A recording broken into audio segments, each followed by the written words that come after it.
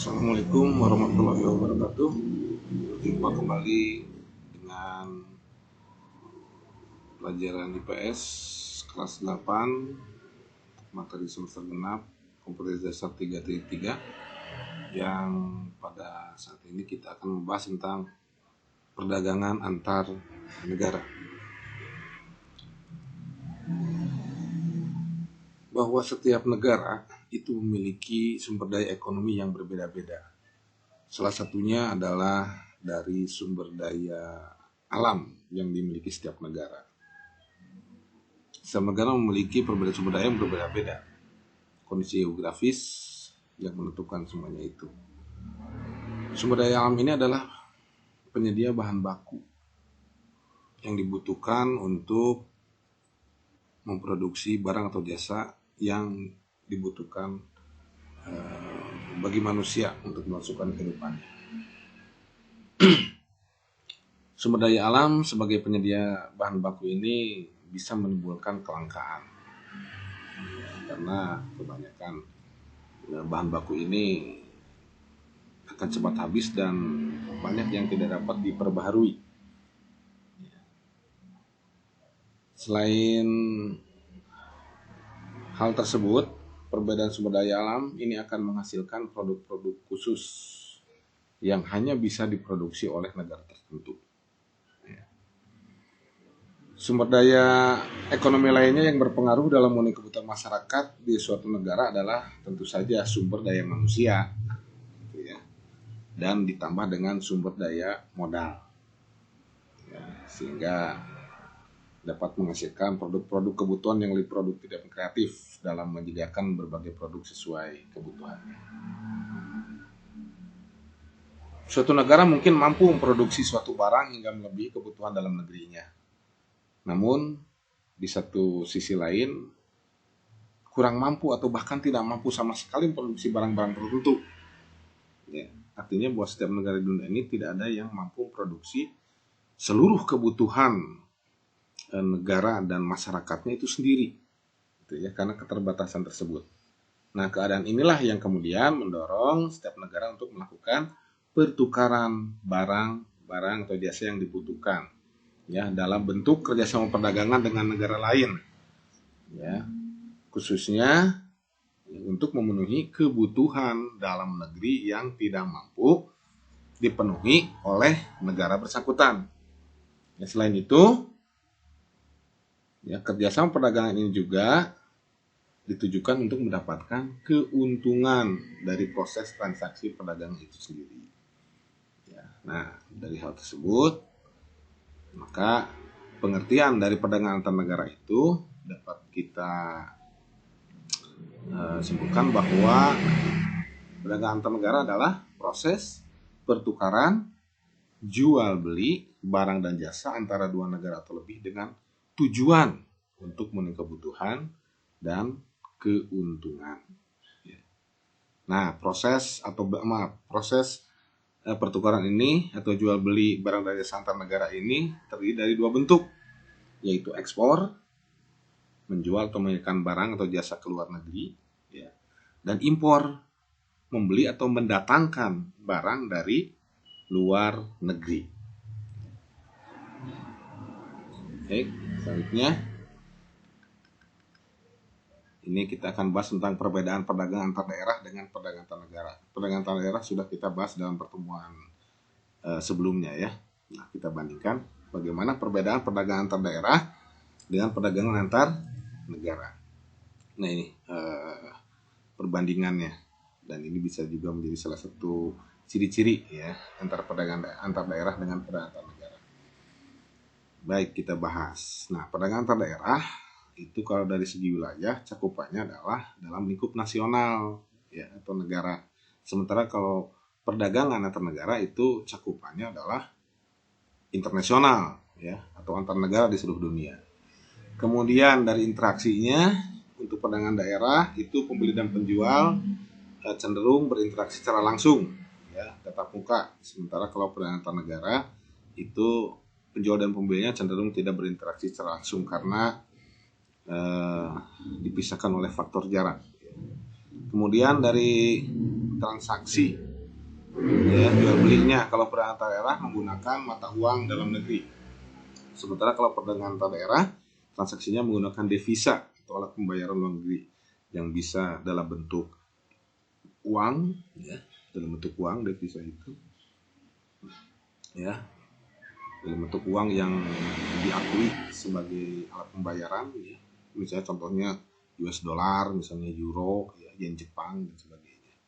Lalu bisa juga dengan emas, bisa juga dengan surat-surat berharga yang dikeluarkan oleh perbankan, ya, seperti US dollar asing gitu, ya, cek dan sebagainya. Kemudian perbedaan selanjutnya, perdagangan daerah itu akan dikenai pajak dan retribusi dalam negeri. Sementara kalau perdagangan antar negara itu dikenai pajak ekspor atau cukai dan pajak impor atau biaya masuk. Lalu perbedaan selanjutnya, biaya distribusi itu relatif murah untuk perdagangan antar daerah, sementara untuk perdagangan antar negara biaya distribusinya relatif lebih mahal. Kemudian dari variasi barang untuk perdagangan antar daerah itu kualitas barangnya itu bervariasi, ya. Sementara kalau untuk perdagangan negara, kualitas barang jelas harus berstandar internasional, ya, seperti itu. Kemudian berdasarkan aturan perdagangan antar daerah itu kegiatan perdagangannya diatur oleh, ya, peraturan dalam negeri atau hukum nasional. Sementara kalau perdagangan antar negara itu kegiatan perdagangan berdasarkan peraturan atau hukum antar negara yang disepakati bersama. Selanjutnya adalah faktor pendorong perdagangan antar negara. Banyak faktor yang mendorong perdagangan antar negara. Yang jelas, faktor utama seperti yang sudah disebutkan di muka bahwa faktor pendorong perdagangan antar negara yang paling utama adalah untuk memenuhi kebutuhan di dalam negeri yang tidak mampu diproduksi oleh negara bersangkutan, ya. Jadi harus dipenuhi oleh kemampuan produksi dari negara lain. Kemudian selain itu, sesuai dengan pengertian tadi, bahwa faktor pendorong lain dari perdagangan antar negara selain memenuhi kebutuhan adalah untuk memperoleh keuntungan, ya, dari transaksi perdagangan, ya. Di samping dua faktor tersebut, ada faktor lain, yaitu yang pertama adalah faktor dari perbedaan sumber daya alam. Tadi sudah disebutkan, ya, jadi sumber daya alam itu penyedia bahan baku, ya. Sumber daya alam setiap negara itu jelas berbeda-beda, ya. Kondisi geografis dan kekayaan alam yang dimiliki setiap negara itu akan berbeda-beda, ya. Sehingga potensi sumber daya alam yang berbeda-beda itu akan berpengaruh pada kemampuan produksi, ya, yang disesuaikan dengan ketersediaan bahan baku bagi produksi tersebut. Negara yang memiliki sumber daya alam lebih melimpah dari negara lain, maka negara tersebut akan menyediakan dan menjual bahan baku produksi ke negara lain yang membutuhkan. Ya, misalnya seperti Jepang, ya, keadaan sumber daya alamnya sangat kurang lah dari Indonesia yang begitu beragam dan banyak. Ya. Kebutuhan industri Jepang, pasokan bahan baku industrinya itu banyak diimpor dari Indonesia, contoh seperti itu. Selanjutnya adalah perbedaan sosial budaya, ya. Kehidupan sosial dan budaya setiap negara akan berbeda-beda, ya. Apalagi kalau kita hubungkan dengan kebutuhan hidup sehari-hari satu negara dengan negara lain akan berbeda, ya. Seperti kebutuhan primer saja, kebutuhan pangan. Misalnya di Indonesia kita biasa makanan utamanya adalah nasi, ya. Sementara negara-negara di Eropa itu adalah gandum, ya, untuk roti gitu, ya, atau kentang, ya. Di sana tidak terbiasa memakan nasi karena tidak ada lahan untuk menanam padi, ya, tidak ada sawah. Nah itu dari kebutuhan-kebutuhan tersebut itu akan mendorong setiap negara melakukan hubungan perdagangan. Selanjutnya, faktor pendorong lain adalah memperluas wilayah pemasaran, ya. Semakin banyak negara yang kemudian dapat bekerja sama dalam kegiatan perdagangan negara, jelas itu akan memberikan wilayah pemasaran yang lebih besar, ya, daripada dijual di dalam negeri sendiri, ya.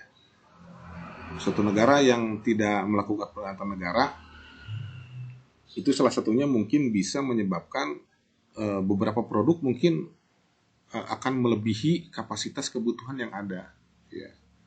Dan jika tidak dijual, maka kelebihan kebutuhan tersebut atau produk-produk tersebut itu bisa tidak terpakai, gitu ya.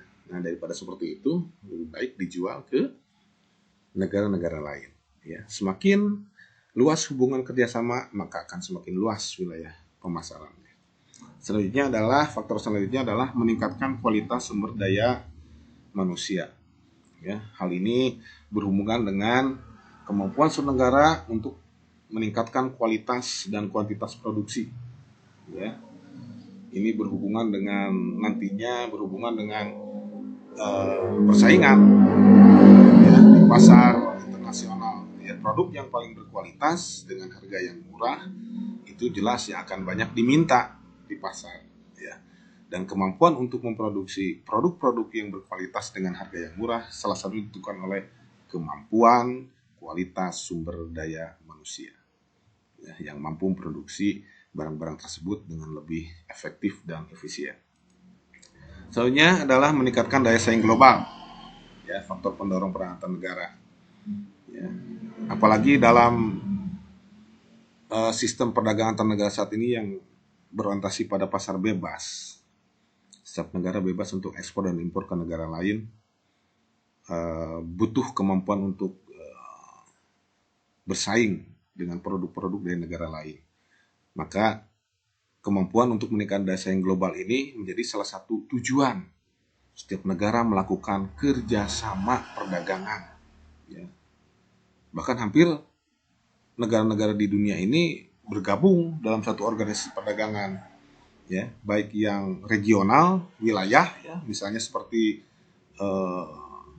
AFTA, ya, itu adalah organisasi perdagangan khusus untuk negara-negara Asia Tenggara, gitu ya. Kemudian ada APEC nanti, ya, Asia Pacific Economic Cooperation, itu kerjasama ekonomi perdagangan untuk wilayah Asia Pasifik, dan juga yang internasional, ya, seperti yang bergabung dalam WTO, World Trade Organization, ya. Tujuan utamanya mereka bersama-sama saling mendukung dan membantu satu sama lain, ya, dalam anggota organisasi itu untuk bisa bersaing, ya, mampu bersaing dengan negara lain, ya, dalam hal perdagangan internasional atau antar negara. Kemudian selanjutnya adalah meningkatkan hubungan diplomatik, ya. Nah, perdagangan antar negara ini bisa juga dijadikan sebagai media untuk membangun kerjasama atau hubungan diplomatik yang lebih erat antar satu negara, ya. Harap dipahami bahwa perdagangan internasional juga dalam transaksinya mengenal yang namanya barter, ya, tukar menukar barang. Artinya tidak semua proses transaksi perdagangan antar negara itu dilakukan dengan cara menukar barang dengan uang, ya. Biasanya tukar menukar barter ini akan lebih mengikatkan hubungan satu negara dengan negara lain, ya. Kita pernah melakukan barter dengan Rusia misalnya.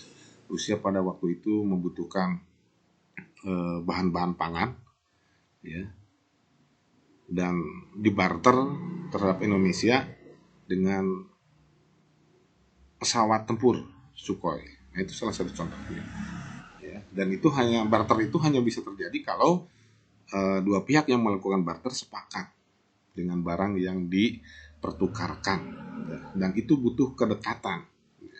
Makanya perdagangan antar negara itu salah satunya bisa mendorong meningkatkan hubungan diplomatik, ya, seperti itu. Baik, selanjutnya kita akan membahas tentang manfaat perdagangan antar negara, ya. Jelas banyak sekali manfaat dari perdagangan antar negara, ya. Yang pertama, sesuai dengan tadi tujuan dan faktor, bahwa perdagangan antar negara itu akan membantu memenuhi kebutuhan barang dan jasa yang tidak dapat dilengkapi atau diproduksi sendiri oleh suatu negara. Kemudian tersedia ya, beragam atau berbagai macam pilihan barang dan jasa yang mudah dan relatif murah untuk diperoleh, ya. Artinya akan banyak jenis, mungkin banyak fungsi gitu ya, berbagai pilihan terhadap barang yang dapat diperoleh di pasar dalam negeri, ya, dengan banyaknya produk-produk luar negeri yang diperjualbelikan di dalam negeri, ya, dari hasil perdagangan antar negara. Kemudian tadi sudah kita bahas memperluas wilayah pemasaran ke seluruh dunia sehingga menghasilkan keuntungan yang lebih besar bagi pendapatan negara. Kemudian manfaat lain meningkatkan kemampuan produksi yang lebih produktif dan berkualitas sehingga menghasilkan daya saing tinggi di pasar internasional. Manfaat selanjutnya membuka perluasan lapangan kerja dan kesempatan kerja dalam menghasilkan atau menyediakan kebutuhan produk-produk secara global. Jadi semakin luas wilayah pemasaran, semakin banyak produk-produk dalam negeri yang diminta di pasar internasional, jelas itu akan membuka perluasan lapangan kerja, ya, bagi industri besar, ya. Jadi banyak lapangan pekerjaan yang bisa tersedia untuk memproduksi produk-produk ekspor ke luar negeri, termasuk juga kesempatan kerja atau peluang kerja untuk berwirausaha, ya. Usaha, kemudian produk-produk wirausaha tersebut diekspor ke luar negeri, ya. Kemudian selanjutnya mendorong kemajuan ilmu pengetahuan dan teknologi dalam meningkatkan kualitas dan kuantitas produksi, ya. Hasil dari teknologi produksi salah satunya adalah mampu memproduksi barang yang lebih banyak, lebih cepat, lebih berkualitas, dan tentu bisa lebih murah biaya produksinya, sehingga nanti harga barangnya akan semakin murah. Ditambah dengan teknologi informasi dan komunikasi dalam mempromosikan barang ke seluruh dunia dengan lebih cepat, sekaligus mampu mendistribusikan produk-produk tersebut dengan lebih cepat, ya, melalui salah satunya melalui transaksi online, ya. Sekarang kita bisa bertransaksi langsung dengan perusahaan luar negeri melalui transaksi online, ya. Itu salah satu kemajuan dari hubungan dan teknologi, ya, yang bisa memberikan manfaat perdagangan antar negara. Kemudian mendorong pertumbuhan ekonomi negara. Ini sudah jelas, ya, semakin banyak produk-produk dari negara tersebut yang laku, ya, di pasar internasional, itu jelas akan mendatangkan keuntungan dalam bentuk devisa, di mana devisa tersebut salah satunya bisa dipergunakan, ya, untuk biaya bagi pembangunan di negara tersebut, ya. Selanjutnya memperkuat hubungan persahabatan antar negara, ya. Bahasan selanjutnya adalah tentang hambatan perdagangan antar negara, ya. Nah, perdagangan antar negara ini juga akan mengalami berbagai macam hambatan, ya, karena interaksi ruang dan waktu, ya, yang begitu luas, ya. Kita bahas. Yang pertama, hambatan pertama dari perdagangan antar negara adalah adanya proteksi. Proteksi ini adalah perlindungan suatu negara terhadap kegiatan ekonomi dalam negerinya agar tidak terancam oleh produk-produk luar negeri yang masuk ke pasar dalam negeri, ya. Jadi kalau tidak mampu bersaing perusahaan dalam negerinya oleh produk-produk luar negeri, ya, bisa mati usahanya, ya. Nah, untuk melindungi itu kan negara bisa melakukan proteksi. Nah, ini dianggap sebagai salah satu hambatan perdagangan. Nah, proteksi ini bisa terdiri dari pelarangan impor, artinya suatu negara melakukan kebijakan untuk melarang sama sekali masuknya produk-produk impor ke dalam negeri, ya, dilarang sama sekali, tidak boleh masuk. Atau proteksi yang kedua bisa dalam bentuk kuota impor. Kuota itu batas, ya, artinya membatasi produk impor yang boleh masuk ke dalam negeri, ya, baik dari segi jumlah atau banyak maupun dari segi jenis, gitu, ya. Lalu yang ketiga adalah pengenaan tarif impor, ya, atau pajak masuk, ya, cukai, biaya masuk, ya, yang tinggi sehingga bisa membebani produk impor itu yang masuk ke dalam negeri, ya, yang mengakibatkan harga jual produk impor akan semakin mahal. Ya.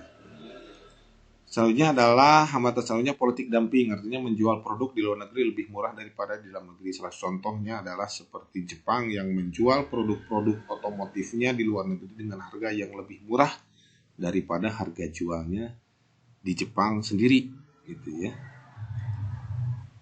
Kemudian peperangan atau kondisi keamanan suatu negara, ini sudah jelas ya.